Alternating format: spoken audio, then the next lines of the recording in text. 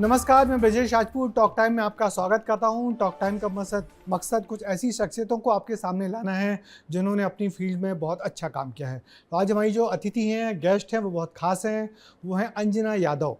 कम उम्र की हैं मगर उन्होंने बहुत बड़ा काम किया है। उन्होंने एवरेस्ट फतह किया है अभी 27 मई को। अंजना, आपका बहुत बहुत स्वागत करते हैं। और सबसे पहले आपको बहुत बहुत बधाई कि आपने इतनी छोटी उम्र में इतना बड़ा काम करके दिखा दिया। तो आप बहुत छोटे से गांव की रहने वाली हैं, मगर एवरेस्ट फतह करने का सपना आपने कैसे पाल लिया? सर जय हिंद। मैं अंजना यादव। जैसे कि सर ने बोला कि मैंने कैसे एक छोटे से गांव से निकल के एक छोटा सा गांव है मेरा, सेमरी गांव है दीवाजन के पास। ये रायसेन डिस्ट्रिक्ट में आता है। वहाँ से मैं बिलोंग करती हूँ। मैं भले ही हूँ छोटे से गांव से, लेकिन सपना मेरा इतना बड़ा था कि मेरे लिए बहुत ही मुश्किल आई हैं। और शायद मैं सोच ही सकती हूँ कि मेरे बड़े सपने, और मुझे नहीं लगता था कि मैं पूरा कर पाऊंगी उनको। लेकिन हम 5 बहन भाई हैं, हम 3 सिस्टर हैं। तो मेरी गांव में थोड़ा ऐसा होता है कि नहीं, अब ठीक है, आपके 2 बच्चे चले गए ना पढ़ने के लिए शहर, अब तुम क्या करोगी पढ़ के, इस टाइप से। तो दादी ने मेरे को घर पे ही रखा, उन्हें नहीं जाने दिया मुझे शहर में पढ़ने के लिए। और फिर मैंने जो गांव में मेरा जो स्कूल है, चाचा जी का ही स्कूल है, गवर्नमेंट स्कूल, वहीं से मैंने अपनी पढ़ाई स्टार्ट की है। अक्सर मैं देखती थी टीवी और न्यूज़पेपर में बच्चे आते थे, मेडल पहनते थे, न्यूज़पेपर में आते थे। बस माइंड में ये था कि मुझे भी आना है न्यूज़पेपर में, मुझे भी मेडल पहनना है। बट कैसे पहनना है, कोई अच्छा गुरु नहीं था, कोई अच्छा टीचर नहीं था कि जो अच्छी गाइडलाइन दे सके, अच्छा प्लेटफॉर्म दे सके। फिर जैसे जैसे थोड़े बड़े हुए, फिर जिद किया पेरेंट्स से कि नहीं, हमारे सारे बहन भाई शहर में पढ़ रहे हैं तो हमको भी शहर में जाना है और शहर में पढ़ना है। फिर मैं शहर में पहुंची, तो शहर में भी मैं हिंदी मीडियम स्कूल में थी। बट फिर वो जिद, इतना समझ तो था नहीं कि क्या इंग्लिश मीडियम होता है, क्या हिंदी मीडियम होता है। फिर जिद किया कि नहीं, मुझे इंग्लिश मीडियम में पढ़ना है। फिर इंग्लिश मीडियम में पढ़ा। फिर धीरे धीरे मेरा 12th कंप्लीट हुआ। फिर फाइनली मैं कॉलेज में आई। फिर कॉलेज में मैंने बीटेक किया इलेक्ट्रॉनिक कम्युनिकेशन से। फिर वहाँ से मेरा स्टार्ट हुआ स्पोर्ट्स लाइन। फर्स्ट मेरा जो गेम पूछने के लिए आए वहाँ पे कि किस किस को गेम खेलना है, तो पहला गेम कबड्डी आया था। तो मैंने चॉइस किया कि हाँ, मुझे कबड्डी खेलना है। तो फर्स्ट गेम मैंने कबड्डी खेला। ऐसे करके मैंने 22 नेशनल खेल लिए। कबड्डी में? कबड्डी, बेसबॉल, सॉफ्टबॉल, हैंडबॉल और टाइकोंडो, मैंने बहुत सारे गेम खेले। वो इसलिए मैंने बहुत सारे गेम खेले क्योंकि घर से परमिशन मिल जाए, क्योंकि गांव से निकले थे, ऑलरेडी बहुत डरे हुए थे कि गांव की लड़की हूँ और इतना कुछ देखा नहीं था। बहुत सारे लोगों से रोज़ मिलना होता था, लेकिन डर भी लगा रहता था रोज़। अब पेरेंट्स से भी परमिशन लेना है कि खेलना है और बाहर भी निकलना है। अब पता चला धीरे धीरे कि 29 स्टेट होते हैं, तो ठान लिया कि 29 स्टेट सारे घूमना है। अब कैसे घूमना है ये नहीं पता। फिर जैसे जैसे गेम खेले तो अलग अलग स्टेट में होते थे, तो ऐसे करके मैंने 23 स्टेट घूम लिए। क्या बात है, और मैंने 22 नेशनल खेल लिए। फिर एक मेडल आना, एक परमिशन मिलना, दूसरा मेडल आना, दूसरी परमिशन मिलना। ऐसे करके मेरे को परमिशन मिलता गया घर से कि हाँ, बच्ची अच्छा कर रही है, वो मेडल ला रही है, खुशी होती है पेरेंट्स को। तो ऐसे करके मुझे घर से परमिशन मिलने लगा धीरे धीरे बाहर निकलने का। फिर उसके बाद एक चीफ गेस्ट में हमारे एमपी के माउंटेनर आए थे। उनके थ्रू मैंने सुना कि पहाड़ों के बारे में, पहाड़ क्या होता है, पहाड़। बहादुर सिंह, भगवान सिंह सर। हाँ, भगवान सिंह। मैंने फर्स्ट टाइम उनके उससे ही सुना। उनने एक लाइन बोल दी थी कि आज तुम लोग मेरे लिए ताली बजा रहे हैं, क्लैप कर रहे हैं, ऐसा कुछ करो कि लोग तुम्हारे लिए ताली बजाएं। उस टाइम से घर कर गई माइंड में कि नहीं, मुझे भी कुछ ऐसा बनना है कि लोग मेरे लिए ताली बजाएं। मेडल तो पहन लिया, न्यूज़पेपर में भी आ गए, लेकिन यही था कि अब मेरे लिए भी ताली बजाएं लोग। और अब जितने बड़े होते गए वैसे समझदारी आती गई कि हाँ, जो परेशानी, जो प्रॉब्लम फेस मैंने किया है गर्ल्स के लिए मोस्टली, इतना ज़्यादा उनको एक तरीके से टॉर्चर किया जाता है कि गांव में बहुत से ऐसे घर होते हैं और ऐसी बहुत से लोग होते हैं जो बिल्कुल गर्ल्स के नाम पे, अरे इतनी सारी लड़कियां हो गई हैं, मतलब बहुत सी चीज़। तो उनको बाहर निकालने के लिए मैंने ये सोच लिया था कि मुझे वर्ल्ड की हाईएस्ट पीक पे जाना है और उन में जो आज टॉर्चर करते हैं लड़कियों को, और वो लोग बाहर निकाल सकें गर्ल्स को मोस्टली। बिल्कुल। तो मैंने बस यही था कि मेरे को पहले खुद को ऐसा इतना काबिल बनना है कि अगर लोग मुझसे पूछे कि तुमने क्या किया है, तुम एडवाइस कर रही हो और हाँ, तुम। मगर एवरेस्ट चढ़ना आसान नहीं होता। खेल खेलना अलग बात होती है। हाँ जी। कोई भी खेल खेलना, जैसे कबड्डी खेली, सॉफ्टबॉल जी। खेली, कुछ भी खेल अलग होता है। मगर एवरेस्ट की जो चढ़ाई है, आप जो कैप पहने हुए हैं उसके ऊपर लिखा है 8K, हाँ। एवरेस्ट 8848, यानी एवरेस्ट की जो ऊंचाई है वो 8848 मीटर है। जी जी। और वो ऐसा नहीं कि कोई भी जाके पहाड़ चढ़ के बिल्कुल, उतर जाए, बिल्कुल। उसके लिए खास ट्रेनिंग होती है, बहुत जोखिम भरा काम होता है। तो आपने ये जोखिम वाला काम क्यों चुना? अच्छा खासा खेल रही थी, मेडल जीत रही थी। मुझे थोड़ा टास्क वाली चीज़ें अच्छी लगती है, जो चैलेंज हो लाइफ में। वो बोलते हैं ना, वो काम ही किस काम का जिसमें चैलेंज ना हो।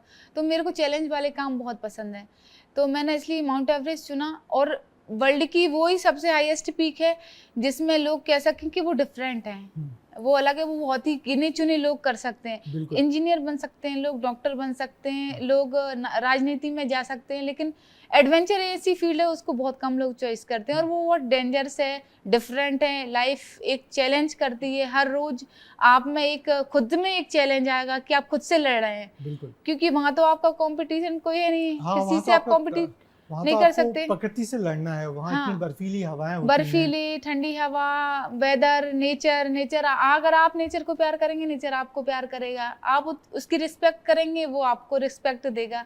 तो वही सारी चीज़ें मैंने उस पर रीड किया, उस पर वर्क करना स्टार्ट कर दिया। उस दिन से मैंने सर्च करना स्टार्ट कर दिया कि क्या माउंटेन होते हैं, माउंटेन कैसे चढ़े जाते हैं। फिर मैंने उसका एडवांस कोर्स किया इसका। कहाँ इसके से किया आपने मैंने ट्रेनिंग के लिए? दार्जिलिंग से किया ओके। इसका कोर्स। और मैंने एडवांस मैंने हिमाचल प्रदेश से किया, बेसिक मैंने दार्जिलिंग से किया। तो किन लोगों से इंस्पायर हुई कितने हर साल करीब 1000 लोग एवरेस्ट पे चढ़ते हैं, भारत से भी चढ़ते हैं। भारत में भी बहुत लोग हैं जिन्होंने एवरेस्ट मैं अगर एडवेंचर फील्ड और मेरा माउंटेन का दिया है तो मैं भगवान सर को इसका श्रेय दूंगी, क्योंकि उन्हीं से मैं इंस्पायर हुई थी। इंस्पायर हुई और इसमें मैं गई। अच्छा, पर मुझे बताइए, जैसे कि हमने भी एवरेस्ट पे किताब लिखी है मेघा परमार पे, तो उस दरमियान मैंने खूब एवरेस्ट को पढ़ा है और जानता हूँ कितना टफ होता है ऊपर जाना। और कैंप 1, कैंप 2, कैंप 3, कैंप 4।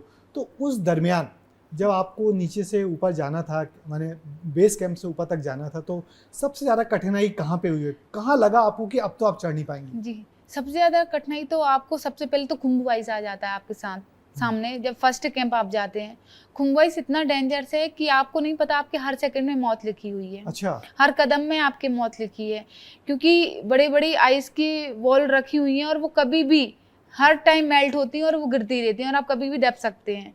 मेरे बहुत से फ्रेंड, एक पुणे का दोस्त था, वो मेरा दब गया, उसमें 5 से 6 लोग दब गए। उस टाइम थोड़ा लग रहा था कि यार हम भी दब सकते हैं, कभी भी कुछ भी हो सकता है। फिर उससे बड़ा चैलेंज मेरे लिए और भी ज़्यादा आ गया था जब मैं सेकंड कैंप के बाद गई 6000 मीटर, फिर मैं 7000 मीटर पे पहुंची। मेरा फाइनल सबमिट था 20 को और मैं नहीं पहुंच पाई 20 अच्छा, को। एक मिनट मैं सबको बता दूं मुझे फाइनल समिट क्या होता है। दरअसल एवरेस्ट में 4 कैंप होते हैं। बेस कैंप से फर्स्ट कैंप जाना पड़ता है, फर्स्ट कैंप से फिर सेकंड, सेकंड से थर्ड और थर्ड से फोर्थ, और हर कैंप ऊपर जाके फिर नीचे आना पड़ता है, ऊपर जाके फिर नीचे आना पड़ता है। और जो फाइनल पुश होता है जिसकी आप बात कर रही हैं, वहाँ से एवरेस्ट पीक पे जाते हैं। तो आप एवरेस्ट पीक पे जाने के लिए आखिरी पुश की बात कर रही हैं। हाँ, उस दरमियान क्या हुआ? आखिरी मैं उसकी बात कर रही हूँ। मैं जब 7000 मीटर पे पहुंची, 7,500-7,000 मीटर पे पहुंची, और मेरे दाई का वॉकी टॉकी पे कॉल आता दाई है। यानी कि शेरपा होता है। हाँ। हर एवरेस्टर के साथ एक शेरपा होता है जो उसको ऊपर ले जाता है। जी। बताइए। तो दाई का फोन आता, दाई बोलते कि आपको नीचे आना पड़ेगा, ऊपर बहुत ज्यादा वेदर खराब हो गया है और आप को नीचे आना पड़ेगा। तो मेरे सपने टूटने से लग रहे थे, क्योंकि 9 साल से एक ही सपना देखा कि माउंट एवरेस्ट के 9 टॉप। साल से सपना देखा था कि एवरेस्ट फतह करना हाँ है। जी, क्या बात है। 2018 से। तो कि सपना टूटना सा लग रहा है कि यार मतलब इतनी मेहनत से यहाँ पहुंची, 2 महीने होने वाले हैं और दाई बोले कि नीचे आना पड़ेगा और वेदर सही नहीं है। तो फिर मैंने अपने आप को कन्विंस किया और मैं खुद को मोटिवेट किया कि चलो ठीक है, जान है तो जहान है, दोबारा माउंटेन चढ़ लेंगे, होगा तो अच्छी बात है, नहीं तो फिर कोई ना, नेक्स्ट टाइम ट्राई करेंगे। फिर मैं सेकंड कैंप आ गई, फिर दोबारा मुझे 23 को चांस मिला फाइनल पुश करने के लिए। मैं गई 23 को भी सेम सिचुएशन, इतना ज़्यादा विंड खराब था और इतना ज़्यादा मौसम, इतनी विंड चल रही थी कि आप खड़े भी नहीं हो पा रहे थे और पूरा राउंड करके बर्फ आपके फेस पे लग रहा था। इतना ऐसा लग रहा था कोई आपको थप्पड़ मार रहा है, पूरा चुभ रहा, मेरा पूरा ब्लैक हो गया था, अभी थोड़ा ठीक हो गया है। फिर फाइनली वही मेरे को दाई बोले कि आपको नीचे आना पड़ेगा, मौसम खराब है, और पता चला कि 2 इंडियन भाइयों की डेथ हो गई है, डेड बिल्कुल, बॉडी बिल्कुल, पड़ी हुई है वहाँ पे, हाँ, हाँ, हाँ। वो खत्म हो गए हैं। इस हाँ, फिर दाई ने मेरे को बोला, मैं बहुत रोने लगी कि दाई अब तो आखिरी मौका था मेरे पास और अब तो कोई मौका भी नहीं है, विंडो तो ओपन होगा नहीं, अब मैं हाँ। कैसे क्लाइंब करूंगी।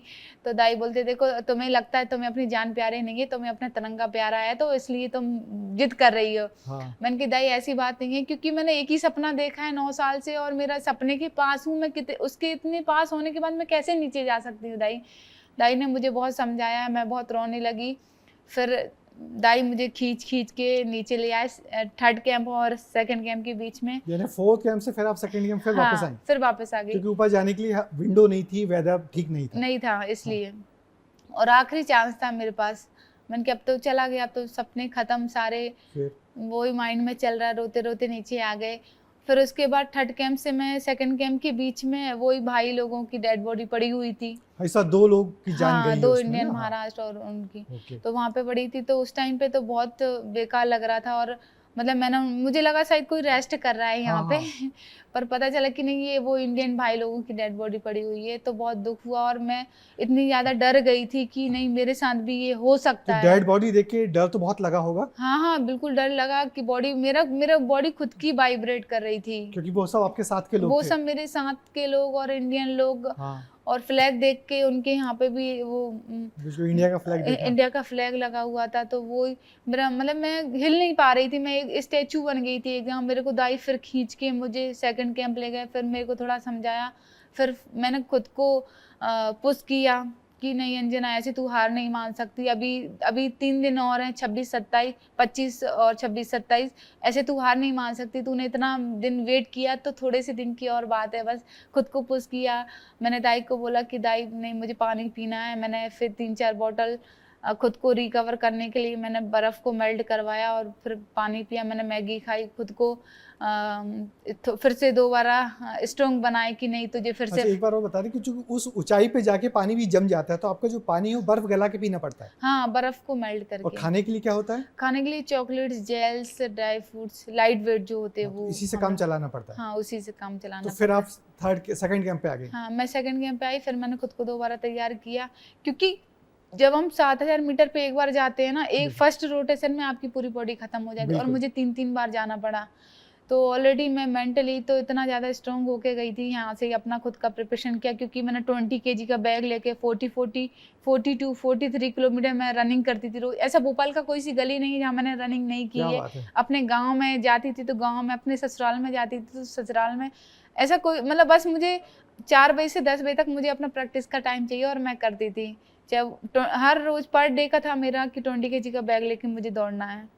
तो वही मैं इतना ज़्यादा प्रिपरेशन करके गई थी, क्योंकि मेरा यही मानना था कि मुझे शायद स्पॉन्सर मिल सकता है। पैसा बहुत लगता है इसमें, 40 लाख रुपए। इस बार कितनी फीस लगी? 40 लाख रुपए। 40 लाख फीस लगी। उसके बाद एवरेस्ट क्लाइंब, हाँ, उसके बाद परमिशन एवरेस्ट मिलती है। जी, उसके बाद परमिशन मिलती है। तो तो पैसे वही, जुटाने की एक अलग कहानी होगी आपकी। हाँ, कितना पैसे की एक अलग स्टोरी है कितना पैसा कहाँ से आप जुटा पाई होंगी? सामान्य घर की रहने वाली हैं, गांव की रहने वाली हैं। बिल्कुल, मेरे लिए तो बहुत वही बड़ी बात है ना कि बस 2 व्हीलर से लेके 4 व्हीलर में बैठना और 4 व्हीलर से बैठ के हेली में बैठना, यही हमारे लिए बहुत बड़ी बात है बिल्कुल, सर। बिल्कुल, बिल्कुल।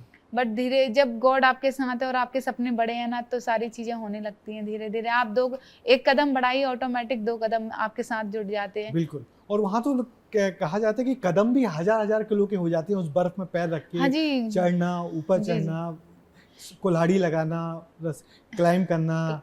जी, क्योंकि आपके बूट 5 केजी के आपके बूट, उसमें आपको क्रैम्पॉन भी लगाना। क्रैम्पॉन के बाद इतना स्नो है, आइस, आपको एक कदम रखना आपको इतना हैवी लगता है वो।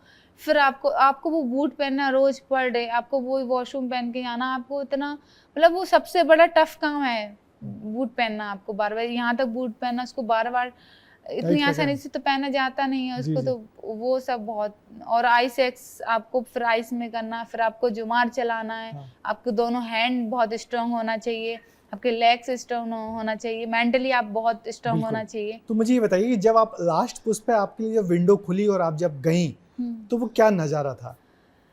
फाइनली 27 को मैं सबमिट करने का मेरा डेट था कि विंडो अच्छा है। हाँ। वो भी लक बाय चांस, क्योंकि 27 को विंडो नहीं था बट विंडो मिल गया। हाँ। तो दाई ने मुझे बोला कि टेंशन मत लो, तुम्हारा 27 को होगा। मैं फाइनल पुश के लिए निकली और जब मैं 4th कैंप पहुंची इतना विंड था, इतना विंड कि टेंट ही उड़ गए सारे। एक भी टेंट नहीं बचा, एक भी टेंट बचा। हम लोग 8 से 10 लोग थे, उसमें से हम बस 2 लड़के क्लाइंब कर पाए और बाकी कुछ बॉयज थे वो नहीं कर पाए। 8 से 10 लोगों में सिर्फ 2 ही लोग चढ़ पाए? हाँ, हम 27 को। 27 को? हाँ, एक वेस्ट बंगाल की थी, हाँ। एक लड़की और मैं थी, तो हम दोनों क्लाइंब कर पाए। 4th कैंप पहुंचे, आइस को मेल्ट किया, फिर वही पानी वानी रखा हमने बॉटल में और तुरंत हमने फाइनल पुश के लिए निकल गए। और वही भगवान से मेरा प्रे हुआ। मैं हनुमान जी को बहुत ज़्यादा मानती हूँ और मैं उनको लेके भी गई थी। मैंने हनुमान चालीसा पढ़ा और मैंने बाबा से बोला कि बाबा आप तो पवन पुत्र हो ना, आप तो पवन को रोक सकते हो ना। शानदार।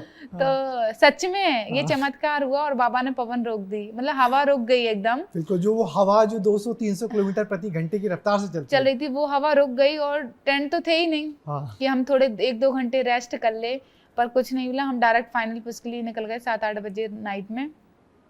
फिर फाइनली सुबह 5:24 में मेरा सबमिट हुआ। उसके बाद जब हम हिलेरी स्टेप पहुंचे, सबमिट के थोड़े से नीचे हिलेरी स्टेप है, जहाँ लाइन लगी रहती हाँ, है। जहाँ लाइन लगी रहती है, जहाँ पे सबसे ज़्यादा ट्रैफिक लगता है, क्योंकि वो हिलेरी स्टेप पे आप 2 ही कदम रख सकते हैं, ज़्यादा स्पेस है नहीं है वहाँ पे। और वहीं पे पुरानी, वो भी इंडियन भाई लोगों की डेड बॉडी है, उनको आपको क्रॉस करके जाना है। तो वो भी बहुत दुख का मोमेंट था, मतलब इतना दुख हो रहा था कि मतलब हम इंडियन भाइयों को क्रॉस करके निकल रहे हैं, क्योंकि स्पेस नहीं है, वो मजबूरी है, जाना तो वहीं से है। तो वो बहुत भावुक जब पल था। फाइनली आपने जब कदम रखा हाँ, टॉप पे, हाँ, तब उसको क्या महसूस कर रही थी? फाइनली जब मेरे को टॉप दिखने लगा, मेरे आंख में बस आंसू थे कि फाइनली अंजना, मतलब उस दिन मुझे फील हो रहा था कि ये, हाँ, यस, प्राउड माई सेल्फ, तूने कुछ कर दिया है, कर दिखाया है उस दिन। मतलब मेरी आंख में इतने आंसू थे कि जो लोग बस छोटे से गांव में बस सपने देख सकते हैं सर, उन्हें बुनने का बहुत कम लोगों को मौका मिलता है और मुझे मौका मिला और मैं फाइनली समिट पे पहुंच गई, टॉप ऑफ द वर्ल्ड पे।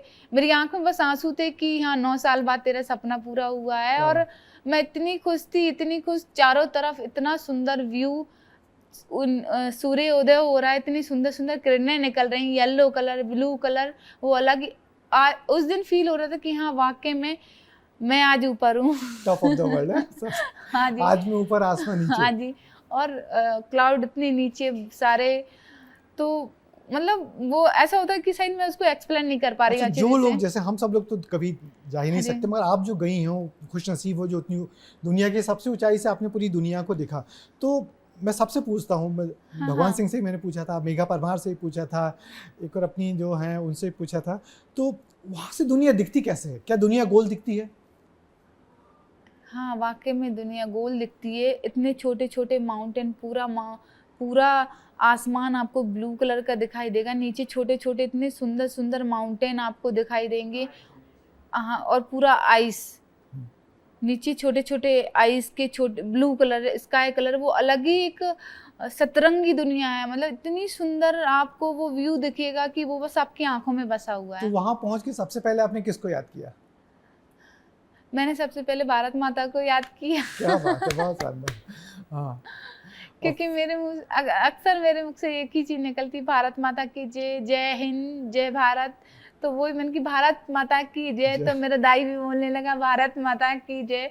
मैंने फिर ग्लव्स निकाला, एक पे लेयर, मेरे बस 2 सेकंड के लिए मैंने अपने ग्लव्स निकाला, क्योंकि फ्लैग नहीं पकड़ पा रहा था, इतना विंड हो रहा था। पर मेरे हाथ इतने फ्रीज हो गए थे, अभी भी मेरे काम नहीं कर रहे हैं, मेरे हाथ और पैर की उंगलियां ब्लैक हो गई हैं। अभी ये आगे का मेरा काम नहीं कर रहा है, ये आगे के टो अभी भी। तो मेरा हाथ एकदम फ्रीज हो गया और दाई का हाथ भी फ्री हो। दाई ने मेरे हाथ में बहुत मतलब मारा, ऐसे ऐसे हिलाया और फिर थोड़ा जान आया। फिर हम लोग 2-3 सेकंड ही रुके, अच्छे से पिक्चर भी नहीं हुआ, पर वीडियो थोड़ा लिया दाई ने 1-2, और हम लोग तुरंत नीचे। और फिर से हम नीचे पहुंचे 4th कैंप। फिर इतना वेदर खराब हो गया, इतना स्नो गिरने लगी, फिर कंटिन्यू 36 घंटे हो गए, मतलब पूरा नीचे तक पहुंचते 2nd कैंप 36 घंटे कंटिन्यू चले, तब 2nd कैंप पहुंचे। क्या बात है, बहुत शानदार। तो ये जो इतना लंबा सफ़र था आपका नीचे से ऊपर तक, और ऊपर से, क्योंकि एवरेस्ट वो जगह है जहाँ चढ़ना ही काफ़ी नहीं है, चढ़ते तो बहुत हैं, हाँ जी उतर के आना भी उतना ही डिफिकल्ट है जितना चढ़ना जी, होता है। सबसे बड़ी बात तो ये है कि चढ़ना ठीक है, हाँ। आपने चढ़ लिया, लेकिन आपको वहां से जिंदा वापस आना, ये सबसे बड़ी ये सबमिट सबसे बड़ा कहलाता है चैलेंज, आपका। बिल्कुल बिल्कुल, क्योंकि कई लोगों को बीच से हेलीकॉप्टर से ही हाँ, उठाया जाता है, और क्योंकि आपकी एनर्जी पूरा चला जाती है। आपको आपको ये तय करना है आपके माइंड में, अगर आप जितना रूट आप जा रहे हो ना, उतना ही आपको वापस भी आना है। तो आपको मेंटली वो आपको सेट करके जाना है। आपके अंदर जितनी एनर्जी, आप भले बीच में से आ जाओ, अगर आपको लगता है कि मैं रिटर्न नहीं आ पाऊंगा, तो बीच में से आ जाना चाहिए। मैं तो यही सजेशन दूंगी। क्योंकि हाँ, दोबारा आप कर सकते, दोबारा प्रिपरेशन आप करके जा सकते। लेकिन मैं जब पहुंची, मेरे अंदर दुगनी एनर्जी आ गई, पता नहीं कहाँ से आ गई, मुझे खुद नहीं पता, क्योंकि मेरे को लोसे पीक भी करना था, एक और 8000 मीटर पीक है, पर मैं वेदर की वजह से फिर अच्छा, वो उसको छोड़ के गांव आना के पड़ा। वो लोग जो सब लोग तैयारी कर रहे हैं, उन सब के लिए क्या कहेंगी आपकी? इतना बड़ा सपना देखना तो आसान है, हाँ। और उसे पूरा करना कितना कठिन है, अंजना यादव कैसे बताएंगी कम शब्दों में? हाँ, मैं यही कहूँगी कि अगर आपने सपना देखा है ना, तो उसको बुनना बहुत ज़रूरी है। जिस दिन से आपने सपना देख लिया, उसी दिन से आप बुनना स्टार्ट कर दो। टफनेस तो आती है, लोग बोलते भी हैं क्या कर रहे हो, लोग आपको बाहर भी नहीं निकलने देंगे। मेरे साथ भी बहुत सारे अच्छा। हैं लोग, उन्हें मुझे बाहर नहीं निकलने दिया, लेकिन मेरे मेरे पापा ने एक ही चीज़ बोला था, लोग क्या कह रहे हैं आपको फ़र्क नहीं पड़ना चाहिए, मैं क्या बोल रहा हूँ तुम्हें उस पे फ़र्क क्या बात पड़ना है। चाहिए। तो अंजना, आखिरी सवाल ये है कि तुमने इतनी बड़ी जंग जीती है, गांव से निकल के कस्बे में आई, कस्बे से निकल के शहर आई, शहर से निकल के तुम काठमांडू गई और टॉप ऑफ द वर्ल्ड पे पहुंच गई। जी। तो इस पूरे सफर में सबसे बड़ा योगदान किसका था? देखो, पहले शादी से पहले तो मेरे पेरेंट्स का ही था सबसे बड़ा योगदान, क्योंकि मैं एक किसान की बेटी हूँ और किसान की बहू भी हूँ। तो मेरे को निकलने में बहुत सारे लोगों बोलते थे क्यों लड़कियों को पढ़ा रहे हो, क्यों निकले, पर मेरे पापा ने किसी का नहीं सुना। और शादी के बाद मैं अगर किसी को बोलूँ तो वो मेरे हस्बैंड है, उनका सबसे बड़ा सपोर्ट रहा मुझे माउंट एवरेस्ट पहुँचने पर। क्योंकि बीच में कुछ ऐसी परिस्थितियाँ आ गई थी, 2024 में मेरा माउंट एवरेस्ट जाने की तैयारी थी, फुल तैयारी थी मैं, पर मेरा सडनली शादी हो गया, और फिर कुछ दिन बाद मेरे फादर इन लॉ की तबीयत ठीक नहीं थी, वो ख़राब हो गई, तो कुछ घर परेशानियों की वजह से मैं नहीं कर पाई। लेकिन मेरे फादर इन लॉ ने भी यही कहा कि नहीं बेटा, तेरा सपना हमारा सपना है, हम ज़रूर उसको करवाएंगे। तो सब लोग फिर एक साथ मिलके फिर मेरे को तैयारी की मैंने दोबारा, और मैंने साइकिल भी किया 4600 किलोमीटर अभी रिसेंटली, बिल्कुल बिल्कुल। ईस्ट टू वेस्ट, क्योंकि वो मेरा एक प्रैक्टिस भी हो गया था, और एक मैंने सरदार वल्लभ भाई पटेल जी को मैंने डेडिकेट किया था क्या बात इसको, और तो 1 अंजना, लाख। कैसा लग रहा है आपको इतनी बड़ी चुनौती जीतने के बाद?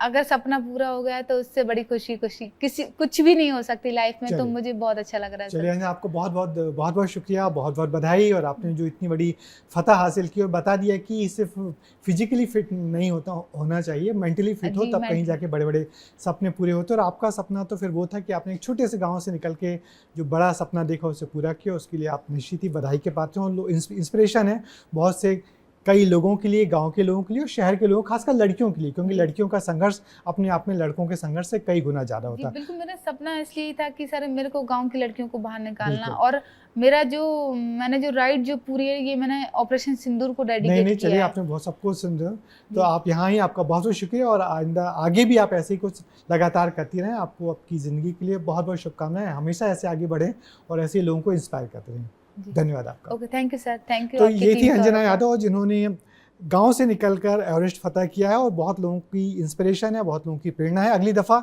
ऐसी किसी और शख्सियत से आपकी मुलाकात करवाएंगे, तब तक के लिए मुझे दीजिए इजाज़त। नमस्कार।